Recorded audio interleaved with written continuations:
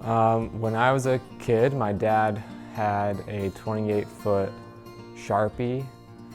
The design was an egret, and he started that boat before I was born, and he never really finished it.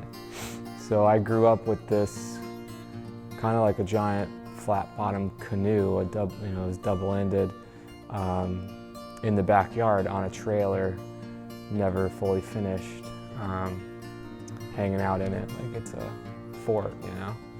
And then I built a canoe right after college, so like a while back, and my aunt lived on Whidbey Island, which is very close to where I went to boat school, and she told me about the Northwest School of Wooden Boat Building out there, and eventually I was able to get out there and use an educational award that I got through AmeriCorps.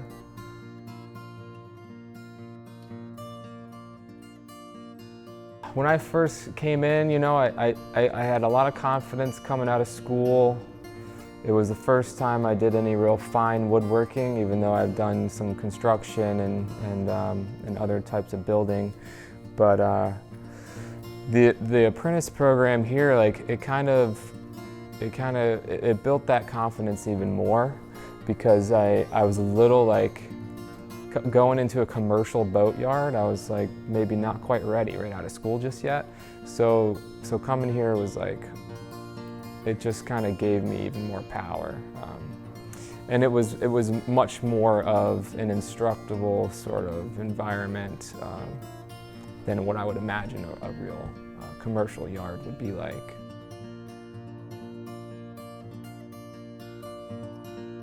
The museum aspect's really cool, and I told my friend back in boat school, I was like, I'd like to work in a museum, and that was like well before I even knew what this place was.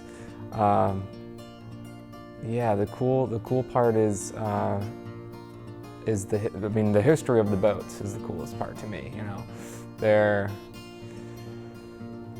They have such history and such age, and we're keeping them afloat. And I mean, it's frustrating sometimes, but they're really beautiful and unique. They're so unique that when I rolled up here, walking to work the first day, or my interview even, and seeing all the boats in the water, I was like, what the heck are these? They looked, nothing like any other boats I've ever seen before. I was like, wow, these are kind of goofy, but they're really, really cool.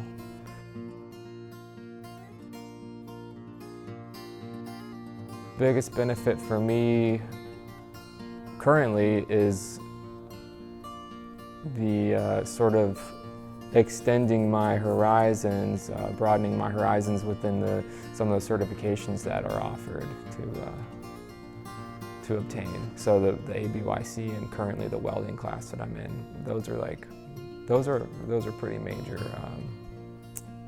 for me to put on a resume, skills to have. So before it made the switch over, I was going to be kind of like the one apprentice going from the two different programs. During the switch, Michael Gorman had this list of sort of benefits, I guess you could call them, but certifications and instruction opportunities to learn all different skills within this 4-year program. He was like, would you be interested in this? I was like looking at that list, and I thought, yeah, heck yeah, I'd be interested in that. So, before that, we hung out as a crew, as an apprentice crew at the house. But it was kind of like you're working in a shop, and the crew is great, and our supervisors are instructing and sort of, they're helping us along on certain things if we have questions. But once it kind of switched over and you could see these certifications coming in, it was like something did change. It's like, oh wow, we're actually going to like really get into some stuff here.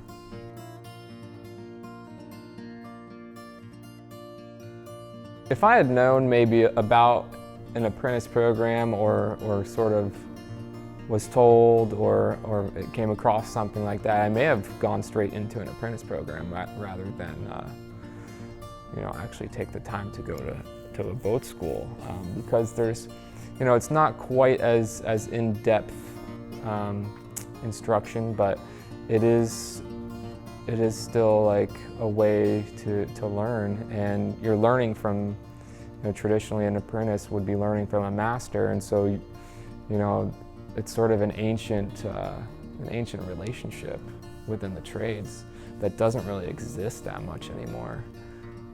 So it's definitely important, and I'm glad they're doing it here like this, and I really hope it continues and grows, because to pass down a tradition from from someone who's spent their life focusing on a certain tradition, it's very important.